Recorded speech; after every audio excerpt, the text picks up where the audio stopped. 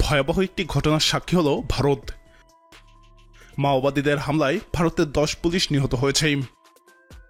ভারতে অন্য সব সমস্যার থেকে মাওবাদীদের হামলা সম্পূর্ণ ভিন্ন, কেননা এর উৎস ভারতের ভিতরেই। বাইরে কোনো দেশের সমর্থন ছাড়াও মাওবাদীরা যুগ যুগ ধরে ভারতীয় বাহিনীগুলোর উপর হামলা করে আসছে। ভারত সরকার কিছুতেই তাদের দমাতে পারছে না। ভারতের ছত্তিশগড় রাজ্যের সর্বশেষ চোরাগুপ্তে হামলার ঘটনা ঘটেছে। হামলায় 10 পুলিশ সদস্য এবং তাদের গাড়ি চালক নিহত হয়েছে।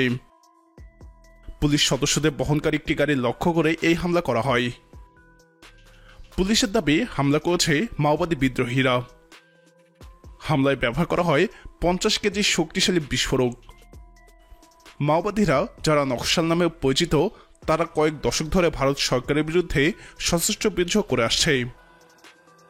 তাদের সশস্ত্র আন্দোলনের সূত্রপাত গত শতকের 60-এর দশকে। এরপর থেকে সশস্ত্র মাওবাদীদের হামলায় কয়েক হাজার প্রাণহানি হয়েছে। তবে সাম্প্রতিক বছরগুলোয় মাওবাদীদের তৎপরতা ছিল কম। এই হামলায় গত 2 বছরের বেশি সময়ের মধ্যে ভারতীয় নিরাপত্তা বাহিনীর সবচেয়ে বেশি হতাহতের ঘটনা ঘটল। পুলিশের পক্ষ থেকে দাবি করা হচ্ছে হামলায় নিহত ব্যক্তিরা রিজার্ভ পুলিশের সদস্য। বিদ্রোহীদের গতিবিধি নজরদারিতে প্রত্যন্ত জেলা দান্তেওয়াড়ায় গিয়েছিলেন তারা। ফেরার পথে তাদের গাড়িতে হামলা হয়। ছত্তিশগড় পুলিশ কর্মকর্তা বিবেকানন্দ বলেন, একটি অভিযান শেষে ফিরে আসার সময় নিহত পুলিশ সদস্যদের গাড়ি লক্ষ্য করে বিস্ফোরণ ঘটানো হয়। এনডিটিভি প্রচারিত ভিডিওচিত্রে দেখা যায় ঘটনাস্থলে একটি বড় গর্তের সৃষ্টি হয়েছে। বিস্ফোরণের ছিন্নভিন্নকারী বিভিন্ন অংশ পরীক্ষা করছে নিরাপত্তা বাহিনী। আইন শৃঙ্খলা রক্ষাকারী বাহিনীর উপর হামলার ঘটনার নিন্দা জানিয়েছে ছত্তিশগড়ের মুখ্যমন্ত্রী ভূপেশ বাঘেল। তিনি সাংবাদিকদের বলেন, এমন হামলা খুবই দুঃখজনক। নকশালপন্থীদের দমনে অভিযান আরও জোরদার করার প্রতিশ্রুতিও দিয়েছেন তিনি। নিহত ব্যক্তিদের পরিবারের প্রতি শোক এবং সমবেদনাও জানান তিনি। হামলায় নিহত পুলিশ সদস্যদের পরিবারের প্রতি সমবেদনা জানিয়ে টুইট করেছেন কেন্দ্রীয় স্বরাষ্ট্রমন্ত্রী অমিত শাহ। তিনি বলেছেন, দান্তেওয়াড়ায় পুলিশের উপর কাপুরুষিত হামলায় আমি মর্মাহত। ছত্তিশগড়ের মুখ্যমন্ত্রী ভূপেশ বাঘেলের সঙ্গে কথা হয়েছে। কেন্দ্রীয় সরকারের থেকে সম্ভাব্য সব সহযোগিতার আশ্বাস দিয়েছে। গত অক্টোবরেই নকশালপন্থী মাওবাদীদের নির্মূল করতে নতুন করে সরব হন প্রধানমন্ত্রী নরেন্দ্র মোদী। তিনি বলেছিলেন, বন্দুকধারী এবং কলমধারী 2 ধরনের নকশালপন্থী দেশের পক্ষে বিপজ্জনক।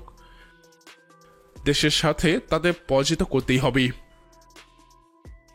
তখন কেন্দ্রীয় স্বরাষ্ট্রমন্ত্রী অমিত শাহর উদ্যোগে দেশে বিভিন্ন রাজ্যের স্বরাষ্ট্রমন্ত্রীদের সম্মেলনে চলছে হরিয়ানা রাজ্যের সুরজকুণ্ডে। সম্মেলনের আনুষ্ঠানিক নাম চিন্তন শিবির। সেখানে ভার্চুয়াল ভাষণে একথা বলে মোদী জানান, দেশের অভ্যন্তরীণ নিরাপত্তার সাথে সব ধরনের সন্ত্রাসবাদের উৎস বন্ধ করতে হবে। মাওবাদীদের যত রকমের ধরন আছে, বন্দুকধারী কিংবা কলমধারী তাত্ত্বিক, সবাইকে নির্মূল করতে হবে। প্রধানমন্ত্রী বলেন, কয়েক বছর ধরে প্রতিটি সরকারের দায়িত্বের সঙ্গে সন্ত্রাসের জাল ছিন্ন করেছে। এই অগ্রগতি ধরে রাখতে সব ধরনের নিরাপত্তা রক্ষীদের মধ্যে সমন্বয় সাধন প্রয়োজন। এই বিপদ থেকে পরিত্রাণের উপায় আমাদের উদ্ভাবন করতে হবে। মাওবাদী নকশালপন্থী যুব সমাজের মধ্যে দেশ সম্পর্কে অশ্রদ্ধা সৃষ্টি করেছে। সমাজে বিভেদ ডেকে আনছে, উস্কানি দিচ্ছে। বন্দুকধারী এবং কলমধারী উভয় বিপজ্জনক। তাদের নির্মূল করা রাষ্ট্রের কর্তব্য। মোদীর সেই হুমকির 6 মাস না বেরোতেই ভয়াবহ হামলার শিকার হল পুলিশ সদস্যরা। প্রিয় দর্শক, ভারতের অভ্যন্তরেই এ ধরনের ঘটনাকে আপনি কিভাবে দেখছেন? আপনার মতামত কমেন্টে জানান। এরকম আরও ভিডিও পেতে আমাদের চ্যানেলটি সাবস্ক্রাইব করে আমাদের সাথেই থাকুন।